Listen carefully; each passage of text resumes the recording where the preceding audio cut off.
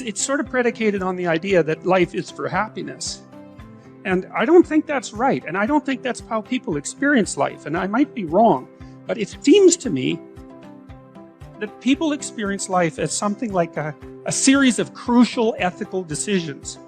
It's something like that. I mean, when I just can't imagine, maybe I'm being naive about this, but I can't imagine another being that's like me in most senses, that isn't constantly wrestling in some sense with what the next proper thing to do is. It's not like it's obvious. It's not bloody obvious. And it doesn't mean you'll do the right thing, because you don't lots of times. And you know that by your own judgment, right? Because you're making mistakes all the time. Sometimes you don't know what you're doing, and maybe it's a mistake and maybe it isn't.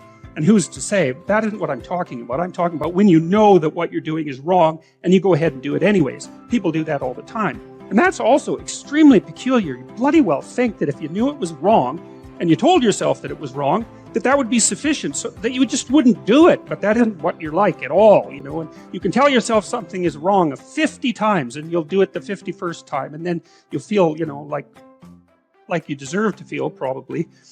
But it doesn't stop you. And so then I think the other problem with the viewpoint, the idea that the suffering of life eradicates its utility, is that it's predicated on the idea that happiness, or lack of suffering even, is the right criteria by which to judge life.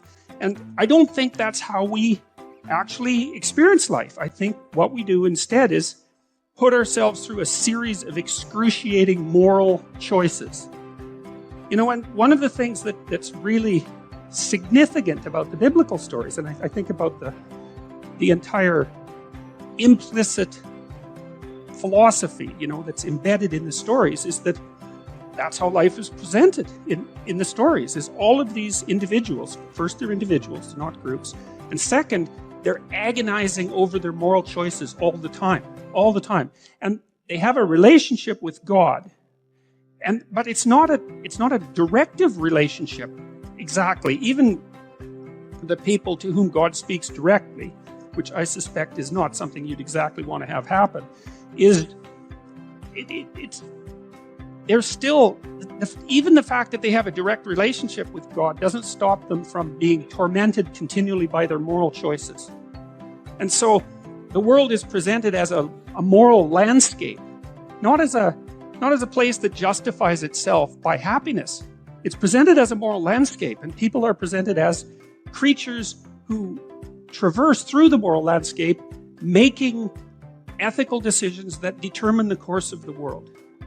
And that seems to me to be right. And that's not the same as happiness by any stretch of the imagination. It's a whole different category of being. And, you know, and then I've thought that through a lot, and I think, well, we do make choices, and what we do is contend with the future, you know, and the future seems to appear to us as a realm of possibility. That's a more accurate way of thinking about it than that the future presents itself to us as a realm of determined things. It presents itself as a realm of possibility, and there's good choices in that realm, and there's poor choices or even evil choices in that realm. And we're negotiating continually, deciding which of those choices we're going to bring into being. That seems to me to be phenomenologically indisputable, and we certainly treat each other as if that's what we're doing, because we hold each other responsible for our actions, you know, with some exceptions, and that we're deciding each moment whether to make things better or worse. There's a profound anti-human ethos, I think, that pervades our culture, you know, that considers human beings cancers on the planet, something like that, you know, and that there should be less of us. It's the same spirit that motivated the guy who wrote the book about the better to have never been. And it's like, I don't see it that way, you know. I mean, I think people do pretty well for having their leg caught in a bear trap and their head caught in a vice. They're actually doing pretty well, because life is really hard, and the fact that we're not absolutely brutal and murderous all the time is really something remarkable, given what we actually have to contend with, that we can go out of our way to be honest and generous and altruistic and to care for each other under unbelievably dire circumstances, and to act nobly sometimes under the most trying conditions, you know. Solzhenitsyn's Gulag Archipelago, he tells story after story of people who acted abysmally, but also people who, under the worst threats imaginable, never sacrificed their character. Perception is very, very tightly related to action, to movement forward, and to emotion. And those things are very important to know. They're very tightly associated. So, for example, you live in a map, let's say, or a story, and the story is wherever I am isn't as good as it could be, and so I'm going to go somewhere that's somewhat better. And, you know, that can be of different time frames. Maybe you've got a plan for the next minute.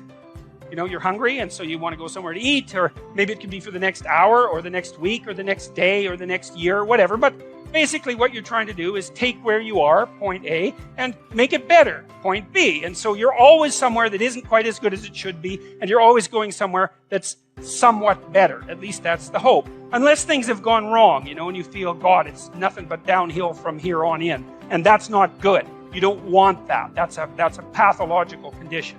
So, and it's kind of unfortunate in some sense because it means you can't be satisfied with what you've got. But how the hell can you be satisfied with what you've got? Because you've got problems coming your way. You know, I mean, even if everything's okay right now, which it probably isn't, but even if it was, that doesn't mean everything's going to be okay tomorrow or next week or next year or 5 years from now, right? You've got the future to take care of and your future self, and you've got your family to take care of, and maybe you've got your community to take care of. So you've got some problems. And so the way things are isn't good enough. And so you're going to fix them a bit. And so then you fix them across different levels of resolution. And you do this, you do this technically in this manner. So you identify where you are. One thing you might think about is if you're mixed up, one of the problems you might have is that you don't know where you are. Lots of times people have to go to therapy or talk for a long time to someone to find out where they are, because your experience might have scattered you everywhere, and you feel that that you've come apart at the seams, right? That things have fallen apart around you, that you're in chaos. You don't know where you are, and so then you're in trouble, because how the hell are you going to plot a course forward into the future if you don't know where you are? And so maybe you have to bring yourself up to date. I have an exercise online, by the way, at a place called Self-Authoring, which is called the Past Authoring Exercise, fittingly enough. And what it asks you to do is to write an autobiography. It's a guided autobiography, and it can kind of bring you up to date. And you can know if you need to be brought up to date. It's fairly straightforward. If you're obsessed by memories of the past, more than 18 months old, and most of those are negative, so anxiety-provoking most often, then there's a lot of you that's stuck in the past. And what that means is you didn't map the territory well enough, and the parts of your brain that are alarm systems, anxiety systems, are saying, no, there's holes in the way you're looking at the world. There's holes in the way that you're looking in the world. And you fell in them once, and you don't know where they are, and you don't know how to fill them, and you don't know how to walk around them. And so you can't forget them, you can't forget them, you can't forget them, you can't forget them. So you have recurring nightmares, for example, are a good example of that sort of thing happening. But in any case, if you have memories like that, you remember them, they make you feel anxious and negative, you're stuck back there. Your body is still reacting as if there's an emergency that could happen again that you haven't fixed. And it doesn't matter if it was your fault. That's irrelevant, because the alarm system doesn't care. Like, when your smoke detector goes off, it isn't relevant whether it was your fault. The smoke detector just says, house is on fire. And that's a bad thing. And your anxiety systems are like that.